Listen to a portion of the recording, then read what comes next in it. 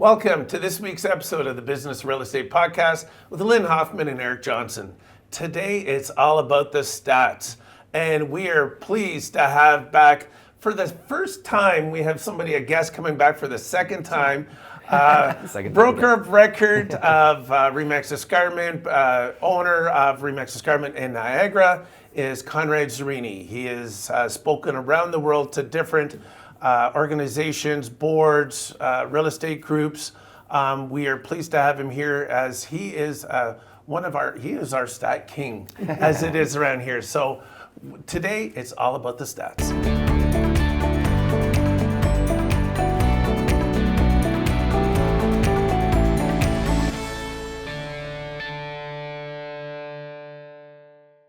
Welcome back, everybody. This week we are talking with Conrad Zurini, and Conrad, you're the first two-timer that we have on here.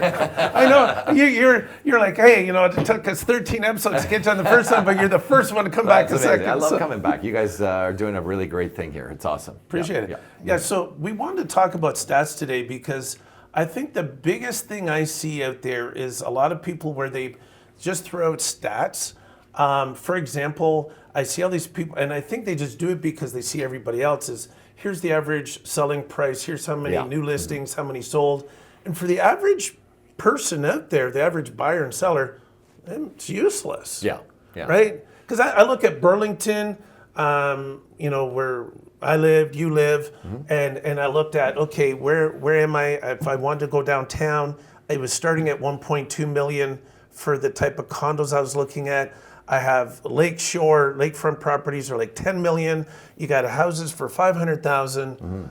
And these people are just putting out numbers, but there's no context, right? Yeah, it's so true because what the numbers are showing are just sold properties. So when you really think about it, when they're saying that it's only 23 or 25 days on the market, those are the properties that sold during that period of time. They're not thinking about how much the months of supply. So that's next level, months of supply. But I think your clients leave the clues, right? Because your clients are always saying, like, well, how long has this house been for sale? And that's when I thought, well, wait a minute, why don't we talk about inventory and break inventory into categories? And that's when I decided to go, 60-day plus, 90-day plus inventory, because that makes a lot of sense. Because they're saying it's like picked over in a retail store. You know what I mean? That kind of thing. The clearance bin versus the new merchandise. Absolutely. So that kind of then that puts things in perspective when we start to see that 90-day inventory. As a matter of fact, I think that 90-day inventory is non-inventory because no one's going to buy that unless something monumental happens. So that's one thing. So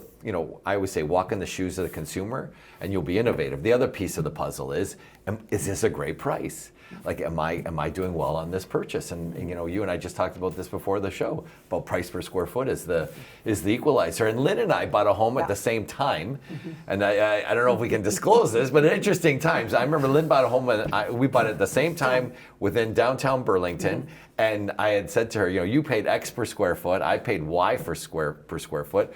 Like, I feel good and you feel good about your purchase, right, at that time, because that's the equalizer, right? Because that tells you that's apples to apples. We were in the same neighborhood and we were both within the same range. And Lynn went on to sell her house and did very, very well, and so on and so forth. But to me, I think that's really where it's at. Like today in the Globe and Mail, I don't know if you guys followed it, but there's going to be a lot of stories out there about condos, and it's the highest amount of condos going to get delivered in Toronto, even more so than last year. Probably about maybe, I don't know, they're saying about 30,000, probably maybe 500-600 more than there were last year. So it's not a huge number more, but it's still a big number. Yeah. And there's a gentleman that bought in Leaside. So he had a home in Leaside. So he had very, very passionate about Leaside and what properties were worth in Leaside. So he looked at his house, what his was worth. He probably divided it by square foot. Then he looked at the condo, what it was per square foot. And he says, hey, you know what? This ain't a bad buy. Unfortunately, now it's getting appraised and it is 500,000 short from what he originally paid, which is an extreme. And as a matter of fact, the article went on to say this was an extreme. But you see how you can have that mindset about your own property, which is interesting. My property's worth X per square foot. I'm buying something in the neighborhood, Y per square foot. I can make that jump, and there it is, and that's how I created this value. Well, he was short a few bucks per square foot. And if he did the analysis by square foot, I'm only saying he did, but if he did that, he probably would have found out something different when he bought, and probably would have thought twice about, putting down, $480,000 on a $1.6 million condo. Wow. Yes. Wow. Yes, exactly. So like you said, when we look at the different stats, I think, price per square foot is a good one, seeing what the value is, because it does take away from clients saying, hey, I think my house is worth this much. Yes, yeah. But for me, stats can help us also manage expectations. Yes. Mm-hmm. Right? Mm-hmm. So we've talked about, you and I both talked to classes about home price index and looking at that and looking where it's trending down. Is it trending up, leveling off? Home price index is one. Months of inventory is another. There's so many different stats. What would you recommend to, whether it's a new agent or an experienced agent, what stats should they, if they're looking to establish authority and help manage expectations, what are the key ones should they be pulling every time, whether or not they show it to the clients, but they should have it in their pocket when they arrive at the appointment? Well, I think months of supply is probably number one on the list, and I think that really sets an expectation right from the beginning. Now, the other problem is, too, that you can zero in on their price point and do months per square foot. But then as the numbers get smaller, it's not as effective, but it will do that. So you could take a segment of the market between like 1.1 million and 1.5 million and look at what the months of supply of that is. You're going to get a very accurate number. And again, I think that's what people have to understand. So the key is, and it's so easy to do, if there's one property that's sold between, in your neighborhood between 1.1 and 1.5, which is, that would be impossible, but let's say 2 properties sold and there are 10 listed, so it's very easy. You have a 5-month supply. So, and the dialogue is, if not another house goes for sale, which is impossible over these next 5 months, you've got 5 months of supply. So that puts things in perspective, I think. And I'm a firm believer in price per square foot. I think when we're doing these CMAs, I think you should be doing a price per square foot across. And the other thing too is how you present the material is very interesting too, because we read from left to right, and unfortunately sometimes it's either one page or it's top to bottom. So I think the 3 up, which is my favorite report of all of them, because we read from left to right, so you could actually see, okay, this is consistent. Unfinished basement, unfinished basement. Then you've got your price per square foot in there. So then people can say, wait a minute, why is this 10% more, or that kind of thing there. So, and then when you look at price per square foot and you're sitting at a kitchen table and you can start to say, okay, my kitchen costs me, I don't know, 50 grand to put in. Well, then divide that 50,000. Now you're not going to get all that money right away, but a simple math could be divide that into the square footage price, find out what that is, and is that really how much more you are than the neighbor with the dated kitchen, right? It can give you a really good thumbnail approach to the whole thing, because I think people really go way, way, way out when they're talking about this thing, and you have to amortize it into the home. Well, and again, sometimes I say a kitchen could return about 50%, so take 50% off, divide it into the square footage, and I think you got a pretty good number. People are always looking at the retail price that they paid, and you can't count the whole price that they paid at all. So then they add it and say that. So but the best 2 things there, I call it the absorption rate, absorption rate. It's an amazing thing to do, and square footage. I don't know how people calculate, because it shows up so much when you do per square foot. It really helps equalize all things. But I like your idea of splitting the cost of the upgrades in half. And landscaping might be only a quarter, 25%. Something else might be 75%, but calculate what that is and add it to the square footage. 100%. Yeah, I think it's the way to go, right? You're basically becoming an appraiser. You're trying to do this the way an appraiser would do it. And we have we used to get it all the time. We're still publishing it, the Appraisal Institute of Canada. And we have it. I know a lot of our agents use it, very much so, and it talks about the return on investment on windows and things like that. So start to plug that in. It's funny because we talk about stats and behaviors, but I will tell you this: I think consumers, and I was just at a conference in the U.S. Consumers are making quicker decisions they are factoring all this information in. They're computing all this information in because you have to remember they're so hyper focused on where they want to live. You know, the journey could start off 24 months, so they have 24 months of data that's flowing through their minds, and that's why the decisions they're making when they're going to buy are much faster. Even in the U.S., they said showings are down. Showings per sale are much. You know, they're really becoming part of the information during the and getting deeper dives into the listing data and information way before they actually look at the property. And they're doing that checks and balances. So that's a fascinating piece, and it's beholden upon us to now, okay, they've got that emotional, they're looking at some numbers, they're absorbing things, but again, I think if we come with some really good hard numbers and show them that there are this tolerances, you know, between this price per square foot and that price per square foot, this makes, you know, this is on the lighter side of it, this is on the higher side, and it's still a great buy in terms of where you want to take it. I think it's really incumbent on the agent to help the seller understand what those true values are in that price range for it. Because in my experience, the seller always prices things to the very high side of it, right? Yep. And the buyer may not see all that value in it. So having a report such as that, years ago, Pillar to Post would do a thing like that. They'd have high and low for all the different things. Yep. And if you can help with the expectation on both sides of that, how either the seller's going to think about it or the buyer's going to think about it, you can come up with a bit of a middle ground on it. Because I think that's where a lot of times there's a disconnect about the pricing. Yeah. And I remember there was I remember reading about a NAR, National Association of Realtors study, where they said people are, when they first get the inkling of buying or selling, it takes anywhere from 3 to 15 months for them to make that decision. And so during that time, they're researching, as you said, they're pulling up a lot of research, so they have a lot of knowledge. And then what we also see is a lot of, like in Canada, we see a lot of stuff with House Sigma, Realtor.ca, there's a lot of information there. In the States, you got Zillow, and I'm sure that there's some other companies there. So the data is there for them. There's certain data that they don't always see that our realtors have, you know, like a home price index. They do have a consumer version, but it's light. But for me, it's also getting specific. So now I want to think about the agent who's putting out information to market themselves as an authority and educating the public. And for me, it goes much more beyond just here's what's happening in the city. Because again, as I mentioned in Burlington, I could have a $500,000 home, a $10 million home. Telling me what the average price is means nothing. But when you do this for our brokerage, is that every week you'll tell, here's what we're talking about. Most search neighborhood, you talk about that neighborhood. And that's something I'm trying to get more and more agents to do, is focus on the neighborhood, become that local expert, because that's meaningful. You tell me what's happening in my neighborhood, that's happening, that's affecting my value. Yeah, I want to know that. Right. Well, I don't care what happens in that part of the city. No, you're right. You got to really zero in. And another stat I love is like the amount of homes that are going at 100% or more. Okay, and it's the sell ratio. And we've seen that kind of, you know, there's been times where it's been like 60, 70% during the heydays. Now we're seeing it's at 15.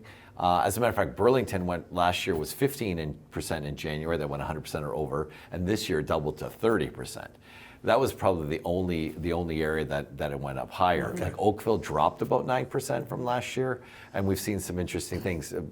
Niagara remained flat, but I will give you a great example of stats. So when you looked at across the board in the region, numbers of sales, unit sales over last year, well, Haldeman was up 36%. How did Little Haldeman go up 36%? Well, they had a really poor January in 2024. And in comparison, because those numbers are so tiny, right? Their numbers, and Flamborough is another great example of average price, because Flamborough could see very much high-end home selling. They could see 10 high-end home selling instead of like 15 average-priced homes, and you're going to see that average price pull up. So that's going to give you like a very skewed number. That's why I like, and you mentioned it now, the HPI, Home Price Index, and the benchmark price. Big fan of that, because they take the high highs out, the low lows out. They take 5 bedrooms out, and they take 2 bedrooms out, and they kind of seasonally adjust it as well. More like a true average. I would say so, yeah. And it's probably to the penny. in a lot of cases. And they even have price per square foot analysis as well, which is something that I love that report as well in terms of where the price per square foot. And this is where it's interesting when you're saying, well, why is this house on the other side of this line X and this house on this side of the line is Y? Well, they have an analysis where it compares price per square foot in those two neighborhoods. Yeah. And you could see a difference of, $20, $30 a square foot on a 2,000 square foot home. That's substantial, right? Right? You're talking 30,000 and huge. And that's where you need to know your neighborhoods. 60,000 rather. You need to know your neighborhoods. Yes. You need to know why that neighborhood garners more money than the person on the other side of the line. And it's not always true, but there definitely is a trend there. Oh, absolutely. You know. It's I was speaking to an agent that works at one of these companies, House Sigma, and talking about how they really don't know the areas 100%. Like and the thing is there are areas where it's much easier to appreciate the commoditization of home prices. But then when you get to, he mentioned one which was interesting, Niagara on the Lake. He says, you just can't plunk yourself in Niagara on the Lake. No. You can't just drop, parachute into Niagara on the Lake. It's a very, Ancaster, it does go street to street. There are areas you can kind of get it a little bit. But Burlington, I would say there's 6, 7 areas that you really have to pay attention to. It's not as commoditized. It's not as track building where you see the same widget, same kind of thing over and over again, which I would say, let's say like North Milton would be, or things like that. But at the end of the day, there's so much granular information, so much neighborhood. And again, it's our job to really start to cut through all of that and, sift through because, clients, I don't know, and maybe people disagree with me or agree with me that are watching this. Are we that, that objective person in the background that's helping facilitate to make the decision? And I think that's the critical piece.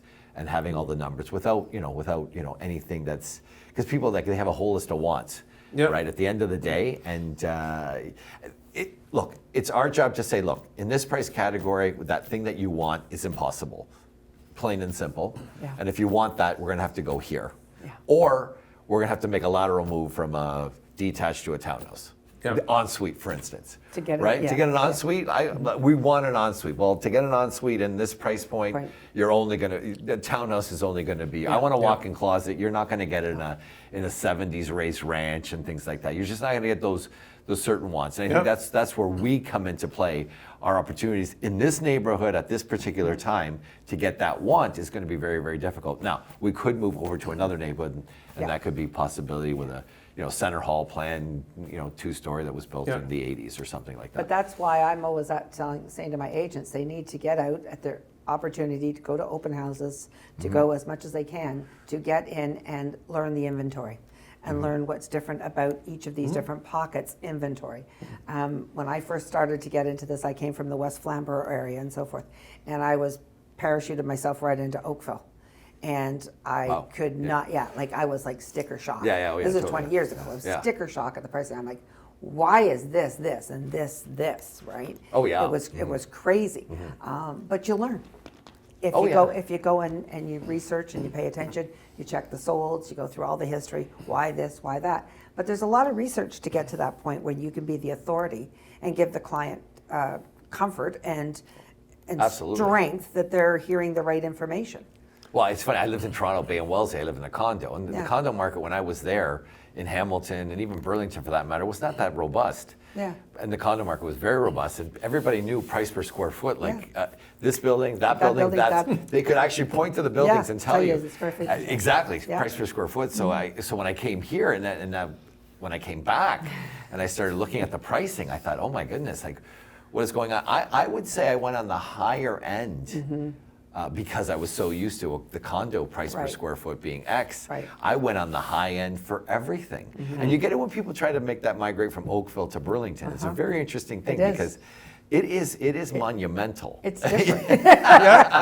It's very different. That postal code in Oakville are just it's very, very different. And so that's what I'm saying to my agents is get out there and learn what makes those differences. Why is it different? What it is about and you said Niagara on the Lake, that's another one. What it is about certain pockets that make it so expensive.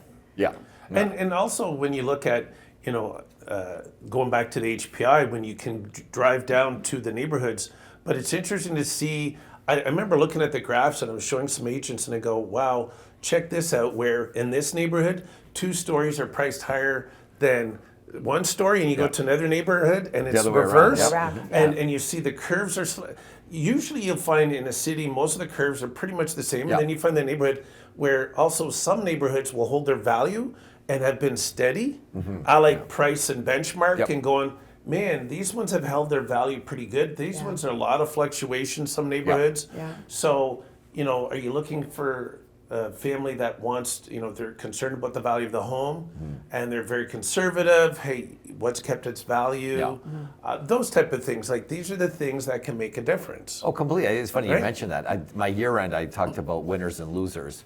At the beginning, my first video of January, what were the winners and losers of last year? And again, bungalows were the ones that probably appreciated the most. There was only one area where it was 2 stories that shot up, and I could not even evaluate it or figure it out, and it was Fort Erie. The 2-story was the winner in terms of the appreciation over 2024. Everywhere else, it was the bungalows seemed to be the winner that was driving growth. But it was interesting, Fort Erie, which you would think, because they have bigger lots, cheaper land, you would think that the bungalow would have done well, but the 2-story appreciated much, much more. Could be the demographics coming in. It could But be also that new too. construction. New construction. All that new construction, all Crystal those Beach, all that different kind of things stuff in the factor 2-story. in. So now they've got that all happening, and that new Right. construction price per square foot was higher. Right. So it actually appreciated more. It wasn't the most expensive. It appreciated more over the course of the year. So there's a lot of that going on, and what's happening. But then it gets down to the emotional piece, and people just need to move on, and their life's changing, and Sorry, that's key. You just said the key word there for me was emotional. Because stats remove the emotion out of it. Yes. They do. Right? Yes. Numbers don't lie. Yes. Right? And so it's good to have that for the people that are very emotional about their house and what they want to sell it for. And then we say, but in today's current, I love the phrase, in today's current market. It's not last month's or last year's, today's current market. This is what's happening. Here's the numbers that show that. Yeah, and the unicorn number, and what happens is too. I love the unicorns. I know you use all the time, but not even just unicorns. Let's just talk about, like, there's only so many times this type of product comes available. That's like right. an N unit, or in downtown Burlington, there's a small site where they're bungalows on a condo road. It was pretty flat for a little while. Now it really went up. I will say townhouses in downtown Burlington. They're doing far better than the condos. Yes. The condos, glass boxes in the sky. Yeah. Price per square foot is really accelerating with that type of product as well, which is very fascinating too. And it's really growing, those segments. And those things change as well. I'm thinking back to a time in Oakville where there was one particular area called Kerr Village that the prices had been depressed for so long. Then all of a sudden it became trendy. I mean, I jumped 35% on one of my purchases to myself, 35% in less than a year. But that was a moment in time where the markets were and the districts were evening themselves out. Not to always be repeated, right? It was behind before, now it caught up. So again, if you can identify the areas, there's certain pockets in Oakville where once you ran out of the 100 by 100 foot lots, you had to go north of the QE to get that lot and get those trees. And then that price point all goes up. And then it went from east to west. Like extreme Exactly. west, right? Exactly. So you have to look at all those things and factor in all those areas to see where the next. You can't time the market, but you can certainly put yourself in a position where you see where the next big growth is going to be. Oh yeah, totally. And say to your clients, look, you're not going to get that 125 by 175 lot like you can down in downtown in the Oakville area, but let's go up to Falgarwood, or let's go up to College Park, and we can get that for a lot less money, but we can get that lot. So this is where the knowledge for the agents come in. Well, that's supply and demand, and when's the last time we saw an end unit in this complex? They come every 6 years. So that's another part. You got to infill it with that. There's so many things that you have to start to look at, and you got to really know your neighborhoods, and I think that's where it's critical. And I think when people start to use an agent like that's catapulted in from, let's say, one of these companies that just is about leads.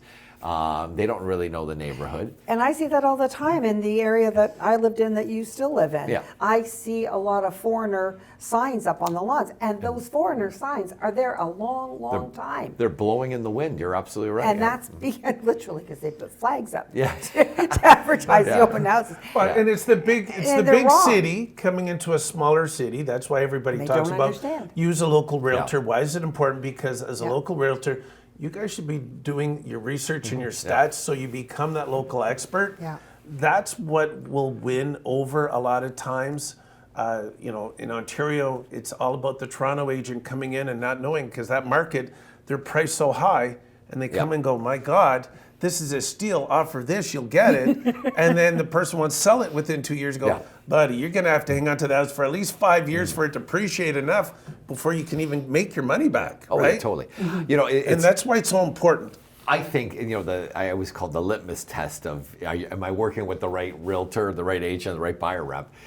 If there's any hesitation in an answer, just a general about the neighborhood, what kind of growth has happened in this neighborhood, this, that, the other. If there's any hesitation on this, you got to head for the hills. Yeah. Like, I think you need a very confident realtor these days. Yeah. Because if you would have bought in June in a certain area and you would have had to sell it in September, you would have lost money in 2024. Yes. You would have lost money. And again, it was very much the supply and demand, what was Yes. coming out, mindset, a lot of talk about, interest rates and what they were going to do to the market. So once that happened, when rates started to drop, a lot of agents were saying that once these rates drop, prices are going to go through the roof. It didn't occur. So then inventory stayed there, and then we saw September, October, where people had to do reductions. So if you would have bought the same house, you could have lost a few dollars from June, I would say May to September, October. And that's how that market flowed. So yeah, if you're dealing with a realtor that has any hesitation, I think that's like the minute they stop, like, look, we don't know all the answers, but some of those basic questions and how the market's doing overall, is this a market that's in a decline? Is this a market that's rising quickly? That kind of thing. They should know those answers, and I think it's holding on us as realtors to have all those answers and be looking at it every day, right? Yeah. And I remember the one class you and I were teaching, and we were talking to new agents and saying, look, have that sheet. Here's some numbers. Yeah. I'm going to have so many columns. I know you want to talk to other agents, but don't show the sheet to them, but ask them if they know the answers to these questions. Yeah. And so then, it's incumbent upon you, as an agent to have these numbers, months of inventory, all these different stats that you can have that talk about what's happened within the market. And then the next agent comes in, I'm going to guarantee you, okay, you're watching this, the average agent doesn't do any of this stuff. Okay, so you go in with these numbers. If they want to interview other agents, majority of them are not going to know the answers, and you're going to win that listing. Yes, Because absolutely. you've shown that you know your stuff, right? Right. Yeah. That's to me that's huge. Oh, it is, absolutely. Right. It's not a matter of thinking quick on your feet. It's being able to say, hey, I know this neighborhood that much, right, that I can actually tell you, where things could, with real sincerity and numbers to back, what direction we're in. Are we in a bit of a trough? Is there an opportunity here? Or now there's not an opportunity because, our days on market are slower, are shrunken. And the other thing is the absorption rate, like you said. You can see that absorption rate, drop by a month or two. That's a faster market. Yeah. And the other piece is because what's happening is the agents aren't keeping up quickly enough with what's happening in the market. That's why you see things going 100% or more, and it rises because the market is moving quickly. That even agents that are experts, but some are transplanted from another area, they're not keeping up with the numbers. So that's why you're starting to see, well, wait a minute here. They're not in tune with the market today. They're kind of underpricing a little bit, not knowing they are, but they do inadvertently. And then you get this thing where you get it doubles the amount of product over 100% or over doubles year over year. So that kind of thing. And then you got to be looking at that month over month too as well, which is another. See, this is another. Again, going back to those stats everybody puts. See, this is the other one. The month over month ones, everybody just kind of like, you know what I mean? They kind of keep them back. They're always talking about the year over year. I think the month over month is so critical because it's a measure of the market. But then you have to understand all these stats and everything was always about spring market, summer, fall, winter, spring. So they had these little 4 silos of markets.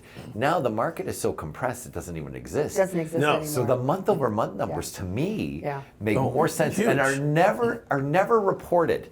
They're never reported. Okay, and because there were big swings. Because if we had a January that had bad weather, that February month-over-month number would have been dramatic, right? And then the February, because it's a short month, that's the other problem. Short month. You got a holiday in there, you got family day. Now that month over month from February to March is not going to be that accurate either. But there are some clues and some things hidden in those numbers that can help you look where the market, what direction it's going, and we're going up, down, flat, or where it's going to be, right? And I agree, because if you look back to February 2022, I look at some of these pricing graphs, and that was up here, and you're looking year over year, yet everything has been downhill since then. Yeah. But for me, it's that when you see what's happening month to month, as you said, what happened. So now I see if it's trending downwards or upwards, and I say to agents, I go, look, when you're talking to a client who wants to price it at this, and they want to price it above market value, and so you want to show them that if it's decreasing, because if we're a 50,000 difference here and it continues to drop, that could be $100,000 difference in the market, which means that is going to be sitting there for months. Oh, definitely, yeah. Right? So you got to know that, okay, if it's trending downwards, we got to be closer to that market value, because if it continues to drop, we'll still be a bit high, but we'll still be within reason. Yeah. But that's where, to me, it's important to know what's happening month to month. Yes, yeah. Because you can see, we could price a little higher. Yep. But keep in mind, if it continues to drop, nobody is gonna look at this. It is not gonna be a good value at all. And you have to have a plan too, because I think you can, a lot of times people have that expectation, and the sellers say, look, I definitely believe in this in my price, even though you show them, say, hey, when I was really in it like all the time, kitchen table, I would always put 3 or 4 properties and say, which one of these is most like yours? Okay, just pick one. If there was one that you had to say, well, this one here is, okay, and it's priced here. So we can make these subtle adjustments here and there. But at the end of the day, they have to take ownership of it. Yeah. A lot of agents will go say, hey, we'll try your price, whatever, but then they forget it. They set it and forget it, and they don't have a plan to say, okay, legitimately, homes are selling in this area 43 days on the market. They should actually say, okay, we'll give you 50 days.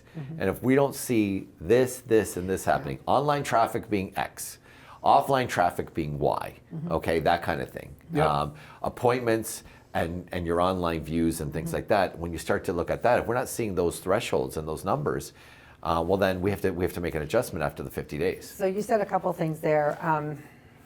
I like to teach the agents to go in when they're doing the listing presentation and talk about what they do and their value, and get to know their client more, and then work on the pricing together collaboratively.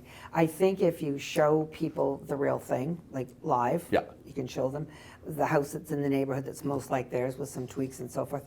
And if you explain to them that this is what the market is doing, this is what the market is doing month to month with this property, I think most people are pretty reasonable about things. But a lot of times nobody shows them that. They just, the client just picks a number out of the air, and everybody's, okay, I'll do that, I can do that, and blah, blah, blah. And then they're always chasing that price down. They're always chasing it down. Oh, yeah, totally. And by the time 50 days comes up, unfortunately, in our instantaneous world, 50 days, there's something wrong with the house. Nobody puts a sign outside that says vendor-assisted pricing. But that sign is not on the lawn. Your sign's on the lawn. So to me, getting the price right the first time is the most critical thing they can do. So this is where all the things that you've just said come into play, in my mind. Other thing you said, there's no spring, fall, winter market anymore. People say, well, my client's waiting for the spring market. Guys, January, Feb is definitely the spring market. There's no flowers, but it's spring market. And they're not understanding that the way the cycle moves now is totally different. It's not what it was 15, 20 years ago. And I think those old, you bring it up, those old things like that play into people's minds, agents' minds, and it trickles into consumers. But the one is the list to last. Like we have that crazy expression, list to last. Liars are liars. Yeah, but yeah, which is not but, true. But list to live, all those things. So what happens is they get at the kitchen table. They've presented their case. Yeah. They've done everything. They're at the end of the day, they're fatigued with trying to sell their services, and I'm the right agent. That they go, okay, let's try the it. price, let's try it, right? Let's try it. Because in their minds, the win was getting the listing, but then that's when the hangover. And I will say this: if you really analyze realtors' businesses, and really do a deep dive, and I know you do it. You're doing that with your with the audits. business, the audits. And the cost of sales. See, the problem was that the cost of sales killed the realtor in 23 and 24, cost of sales. They did not know what the cost of sales was. So they promised the world, staging and this and that, and I'll advertise every minute and whatever, and put all those resources in, not adjusting to the amount of time these properties would stay From on 1 the week market. to 90 days. And then you work like hell to keep it because you said, oh my God, I got this huge investment in this. Like sometimes you should have walked, whatever. And again, it's a business decision at the time. For sure. And that's the beauty of real estate. It's the last bastion of the pure market. But they lost sight of that whole thing. So not only were, I would say, sellers in 2021, and buyers were probably in real time and even worse, thinking that there was going to be all these defaults. Yeah. So buyers were thinking there's going to be defaults. Sellers were still thinking 2021. And then the agents were thinking, I got to get listings, not realizing what this whole thing. Yeah. And again, it's not that they didn't do the sales. They did a lot of sales, but at the end of the day, their profit margin was shrunk dramatically because they did not take into consideration what this longer market and the cost of sales and all that kind of stuff. So it was really they were in 2021 with homes just selling so quickly. Yeah. They were order taking in a time when it wasn't about order taking. It was a little bit more, and you had to sell and you had to really do a deeper dive into the numbers in the market and manage those expectations. Guys, there's 5 months supply of this property. Yeah. In 2021 when you sold your home, we barely had 15 days supply. I know. We barely had a month's supply. I know. So that's a whole different animal. I think you gotta focus in and around that. Like why? Like you're at 2021 when there was like half a month's supply, and there's 5.5 months supply. So what is wrong with this picture, Mr. and Mrs. Seller? What is wrong with this picture? Yeah. But again, list to live, all that stuff. Let's get inventory out there. This is that, and get my sign out there. But then you're blowing in the wind, and it could be detrimental. But that sign, as I've said many times, there's a cutting edge to it. It's your best friend. It's the best marketing tool you can have.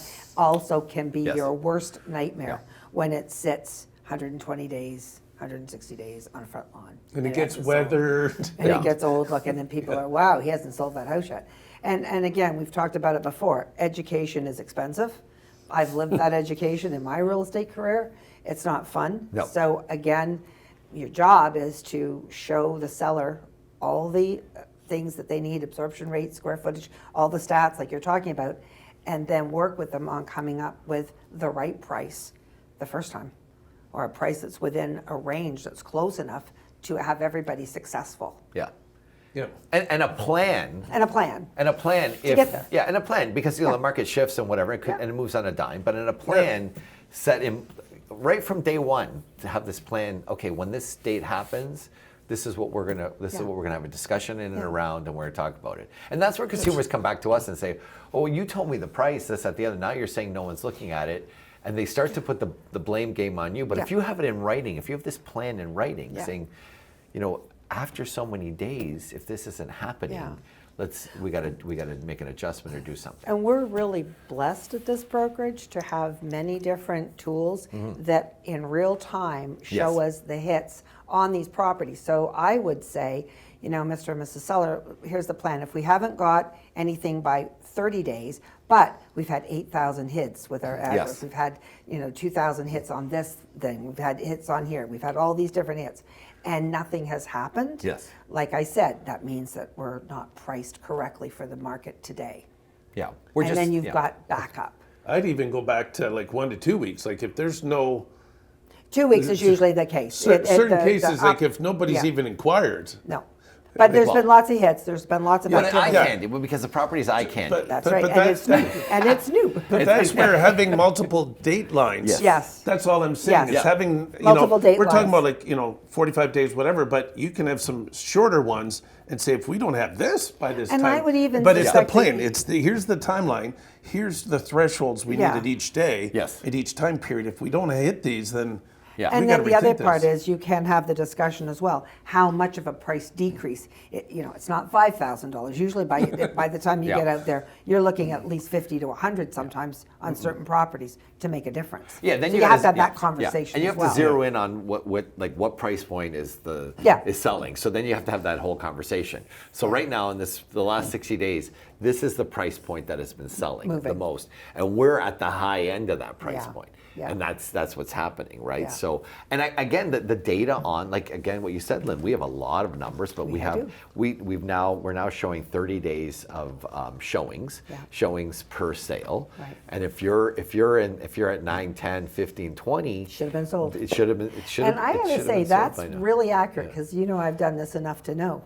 Those numbers are pretty Yeah, accurate. yeah, you have. And I actually can't, okay, I've you got this lived many it, yeah, showings. Yeah, should be selling soon, dear. You've lived Somebody it, who's but- sold. Yeah, but when it goes past that number, Then now I'm- Houston, then I'm wrong. Houston, you got a problem. we got a problem. And now we've got something. Yeah, we're getting people in. Like the real estate agent's done their job. Yeah. And now the house is not living up to its job and the value the that current market. and the value that the market And is and telling everybody. I So, always yeah. go back to blame it on the market. Yeah. It's. I'm sorry, but Yep. the market says that this is what's selling. The market says this is the number we need. It's not me. It's the not market. me. It's the market. Right? and what I like is when you were explaining, the differences between the things. I think that's something that's also missing from a lot of realtors is it's one thing to throw out a number, but it's another thing to explain what does this mean? How does this affect you? Yeah. And I think even from a marketing standpoint, I see agents that say, well, here's the numbers. It's like saying, hey, the Bank of Canada just dropped the interest rate to this. Okay, whippy crap. Like whoop-de-doo. Yeah. What does this mean? Well, if you have this type of mortgage, it means this many dollars per month. You were explaining, Context. here's what it means. You got to put it in context for Yes. what it truly means to that Yeah. person across the table. Yeah. And not just throw out a number because they go, I don't even know what that number means. Yeah. Well, yeah, it's funny when we talk about market share, and then we've got very significant market share. A lot of people can't articulate. Well, so what does it matter that your company has that kind of market share? Well, we're bringing a lot of buyers to the table. Okay, we're able to attract more qualified buyers in this market, and Yes. we're actually We're actually selling more products. Properties, yes. We're selling more product than Yes, anybody yeah. else. We're not just putting listings No, on for the sake we're of listings. selling products. Yeah. As a matter of fact, our listing numbers, so the January, this is an interesting thing too, because our listing numbers were probably 30 to 40% less.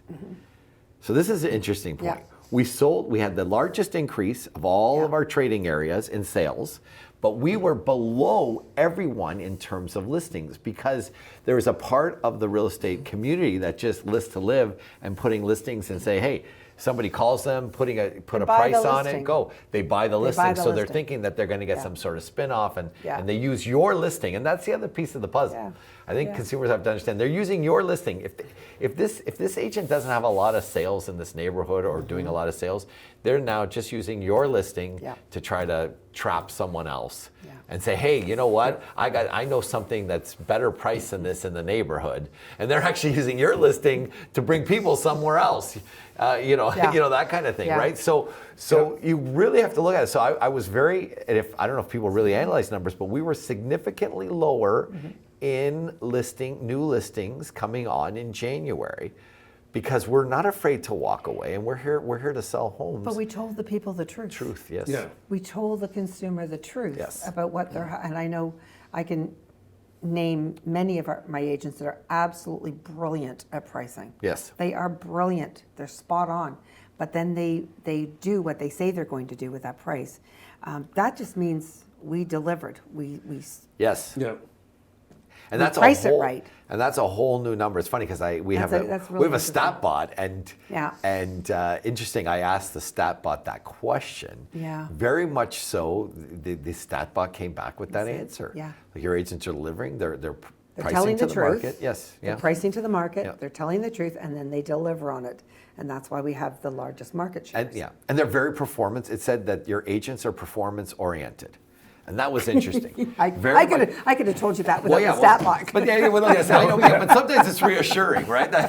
Sometimes it's reassuring when they tell you. But yeah, You're like, is it part luck or? yeah. But that was cool. And again, it's about funny. being performance oriented. So sometimes the numbers, our old measurements of what was going on. See, again, They're different. most people would have looked at, oh my God, more inventory. So brokers like myself would look Yeah. at, oh, we're getting more inventory. That means we have more to sell. But when you think about it, the percentage that actually sells, that stale inventory that your agents are putting money into, frustrating the sellers, frustrating buyers, because the buyer's saying, like, it's been on the market for 90 days. Like, why aren't you taking this offer? That kind of thing. Just the whole thing making this whole system like a real mess, and people then repel. They say, I'm going to sit back. Interesting stat, and again, I think Beautiful stat. Yeah, but I'll tell you this one: 42%. They had Realtor.ca insights. 42% of the people that were looking in the last quarter of 2024 said they were going to be renting come 2025. Interesting. I've seen that trend in a lot of senior people too, where they've just decided they're going to take all that money, put it in the bank, use it to invest and live off the investment, and then rent. But have a fixed price. I would say, and you have that absolutely. But then I think you've got the person that says, "I'm just going to sit this one out for a little while that's true, until too. things really stabilize." Right? That's the thing. And what interests me, because the number of agents, we were talking about this earlier, was the number of agents who don't want to work with renters. Yes. But right. Well, but leases are a lot of work, and but here's the thing: if they are sitting out or whatever, like, they can turn back into buyers, and you help them out. Yes. That mentality never makes any sense to me, because if you take what you make as an agent on a commission on a lease, it's still more money than a lot of people make sitting 40 hours at a desk job all week. Oh yeah. Yeah. And so we've kind of lost perspective a bit.